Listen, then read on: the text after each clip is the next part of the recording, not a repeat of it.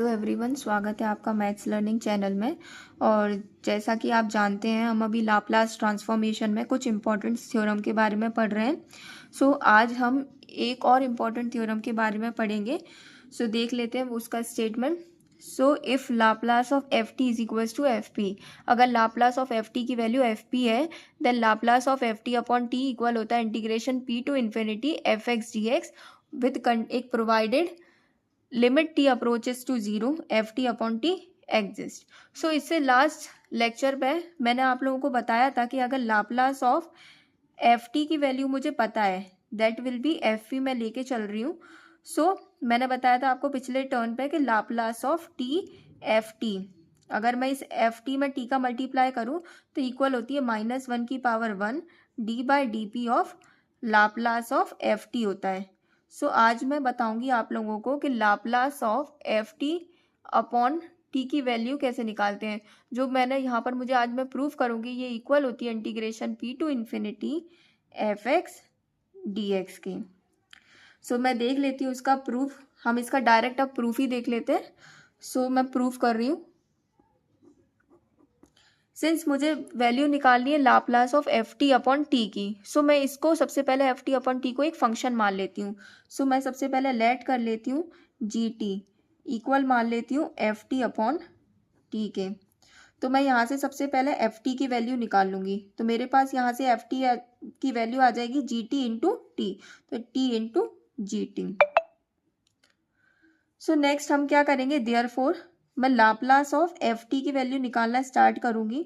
मेरे पास ये आ जाएगी लाप्लास ऑफ, अब मैं एफ टी की जगह क्या लिख दूंगी, टी जी टी। मैंने अभी निकाली है वैल्यू, तो ये आ जाएगा टी इंटू जी टी। मैं ऐसा लिख सकती हूँ। सिंस मैंने आप लोगों को पिछले लेक्चर पे इसका प्रूफ भी बताया था और मैंने यहाँ पर लिखा भी हुआ है। इसकी वैल्यू क्या होती है, Laplace of T into F T function होता है, उसकी वैल्यू होती है -1 D by D P of Laplace of ये इस फंक्शन एफ टी का। इसी फॉर्मूले के हिसाब से ये आ जाएगी -1 डी बाई डी पी, और लाप्लास किसका लेंगे, इस फंक्शन जी टी का, लाप्लास ऑफ जी टी। इसको मैं क्या लिख दूंगी, -1 क्या होता है, -1 ही होता है, तो इसका मैं सिर्फ माइनस ले रही हूँ और यहाँ लिख दूंगी D by D P of Laplace of G T. यहाँ पर मेरे पास क्या चल रहा है, लाप्लास ऑफ एफ टी। अब मुझे सिंस मुझे दिया हुआ है कि लाप्लास ऑफ एफ टी जो है एफ पी है, तो इसकी जगह मैं लाप्लास ऑफ एफ टी की जगह मैं यहाँ पर एफ पी लिख लेती हूँ। मेरे पास एफ पी की वैल्यू आ गई -g/dp of Laplace of G T. Now since मुझे वैल्यू तो लाप्लास ऑफ जी टी की निकालनी है, तो मैं क्या करूँगी, मुझे यहाँ से डिफरेंशिएशन को ख़त्म करना पड़ेगा। इसको डिफरेंशिएशन हो रहा है पी के रिस्पेक्ट में, तो ये ख़त्म कैसे होगा, अगर मैं दोनों तरफ इंटीग्रेट कर दूँ विद रिस्पेक्ट टू पी के रिस्पेक्ट में। मैं क्या करूँगी, on integrating both sides with respect to P के ही रिस्पेक्ट में क्यों कर रही हूँ, क्योंकि यहाँ डिफरेंशिएशन पी के रिस्पेक्ट में हो रहा है। अगर मैं पी के रिस्पेक्ट में यहाँ इंटीग्रेशन कर दूंगी तो डिफरेंशिएशन और इंटीग्रेशन दोनों मिलके खत्म हो जाएंगे और लिमिट लगानी पड़ेगी विद लिमिट्स। मैं लिमिट्स ले लेती हूँ पी टू इन्फिनिटी। अब ये पी टू इन्फिनिटी ही क्यों ले रहे हैं, वो अभी आपको आगे चल के पता चलेगा। ये क्या हो जाएगा, यहाँ पर इंटीग्रेशन करूंगी तो यहाँ पर आ जाएगा इंटीग्रेशन पी से इन्फिनिटी और एफ पी और डी पी, तो ये आ जाएगा एफ पी डी पी। और यहाँ पर अगर मैं इंटीग्रेशन करूंगी तो माइनस बचेगा, डिफरेंशिएशन और इंटीग्रेशन खत्म हो जाएगा, तो यहाँ आएगा माइनस ऑफ, ये बचेगा लाप्लास ऑफ जी टी, और साथ में यहाँ पर लिमिट्स लग जाएंगी पी टू इन्फिनिटी। नाउ इसको हम आगे फर्दर सॉल्व कर लेते हैं। इसको हम फर्दर सॉल्व कर लेते हैं। तो यहाँ पर आएगा इंटीग्रेशन पी टू इन्फिनिटी, ये चल ही रहा है, और एफ पी और डी पी, और इसको मैं क्या लिख सकती हूँ, माइनस ऑफ, मैं एक ब्रैकेट लगाऊंगी।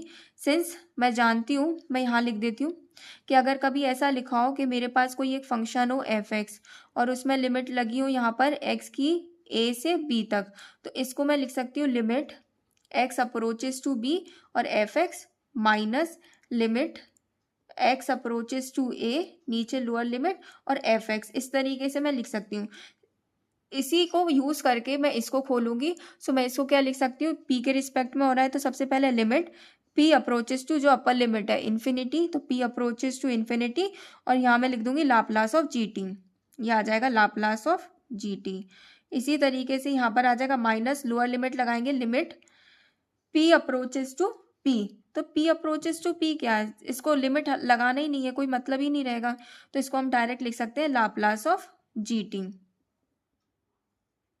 नाउ इसको हम फर्दर सॉल्व कर लेते हैं। ये आ जाएगा माइनस, मैं ब्रैकेट खोल लेती हूँ, तो ये आ जाएगा limit p approaches to infinity, ये आ जाएगा लाप्लास ऑफ gt, और यहाँ पर माइनस माइनस प्लस हो जाएगा, और ये आ जाएगा लाप्लास ऑफ gt।